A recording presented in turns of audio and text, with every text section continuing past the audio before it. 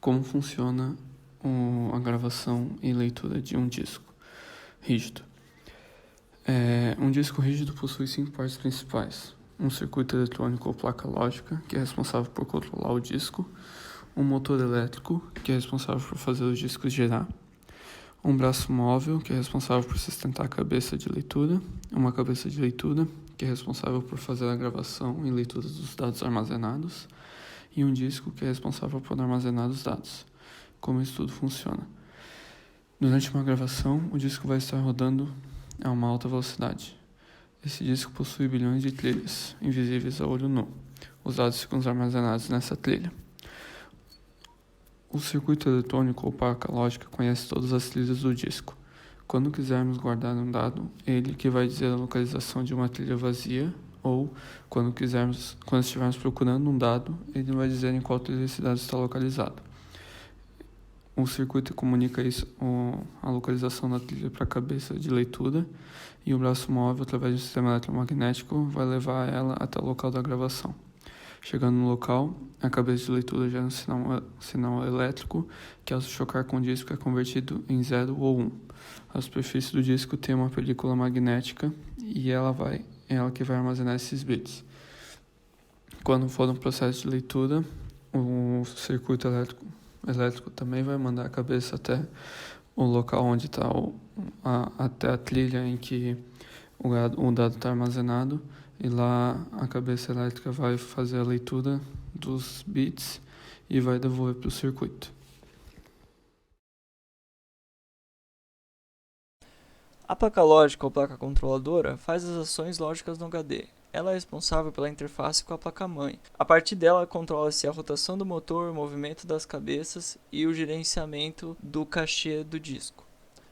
Na imagem, nota-se que a placa possui apenas 3 chips. O maior no canto superior é um chip da Samsung. Ele é um chip de memória SD-RAM. É nele que fica armazenado o cachê de disco. Os tamanhos do cachê podem variar de 2 MB ou até 64 MB. Assim como nos processadores, o cachê é importante para o desempenho do HD. O chip do meio da Marvell é um controlador que cuida do processamento. É um chip System on a Chip, ou sistema no chip. Dentro dele há vários chips menores que operam em conjunto. Em um HD SATA, ele se comunica com a placa-mãe usando comandos padronizados como os de qualquer HD SATA. Por esse motivo, não se precisa de um driver específico para cada modelo de HD SATA. Os comandos vindos da placa-mãe são processados e convertidos nos comandos que irão mover a cabeça de leitura, fazer girar o disco até o ponto correto e gerenciar o cachê do disco. O chip na parte inferior esquerda da foto é um chip especializado, que controla o movimento da cabeça de leitura e a rotação do motor. Ele recebe os comandos vindo do chip controlador no centro da placa. Ele transforma os comandos em pulsos elétricos apropriados que serão usados para mover a cabeça de leitura. A placa lógica ou controladora é um componente externo do HD que pode ser substituído caso necessário. A troca da placa lógica pode ser a solução para diversos casos onde o HD queima devido a problemas nas redes elétricas ou outros defeitos diversos. O problema é encontrar outra placa, pois os fabricantes dificilmente fornecem placas avulsas. É comum que fabricantes utilizam as mesmas placas lógicas em modelos diferentes da mesma família, só mudando o tamanho ou número de discos. Os bad blocks são defeitos físicos na mídia magnética do HD.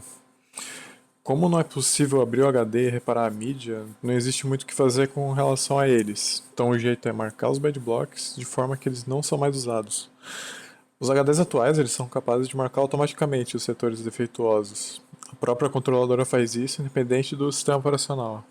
Existe uma área reservada no disco chamada Defect Map, com milhares de setores que ficam reservados para alocação no futuro.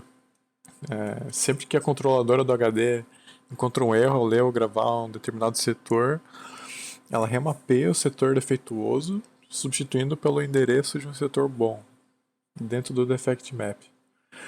Como a alocação é feita pela própria controladora, o HD continua aparecendo intacto para o sistema operacional.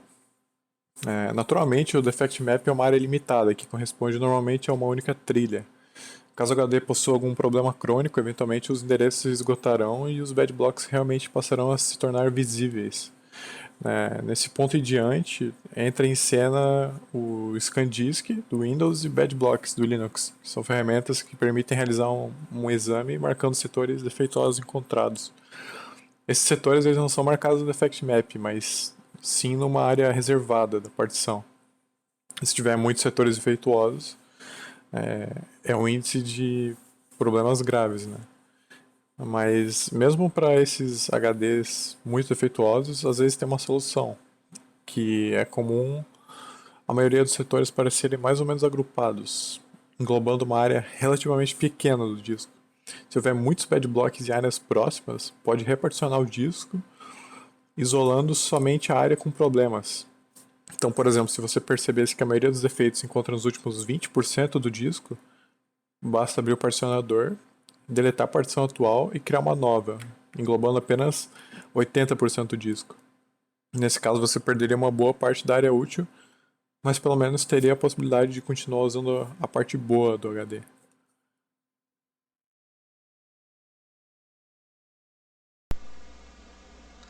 O desempenho do HD é determinado basicamente pela densidade dos discos, velocidade de rotação e pelo tamanho do cache de leitura e suporte ao NCQ. Por ser um componente mecânico, não existe muito que os fabricantes possam fazer para melhorar o desempenho de forma considerável sem mexer nesses fatores. Comparando dois HDs fabricados na mesma época que utilizam a mesma velocidade de rotação e possuem uma capacidade de número de discos similar, o tempo de busca é provavelmente o único fator que pode diferir de forma significativa entre os dois. Os itens que interferem diretamente no seu desempenho são a velocidade de rotação, que é medida em RPM, atualmente pode variar de 4.200 a 10.000 RPM. Quanto maior a velocidade, mais rápido será o HD. O cache, assim como a velocidade de rotação, o cache é muito importante para o desempenho do HD, porque é nele que ficam armazenados os dados frequentemente utilizados. Assim, ao invés de o HD precisar buscar diretamente nos discos, ele os acessa nessa memória rápida e disponibiliza quase que instantaneamente ao sistema. Tempo de busca, de latência e de acesso. Também interfere no desempenho de um HD, são informações mais técnicas que requerem análise nas folhas de dados e manuais por não virem especificadas pelo vendedor.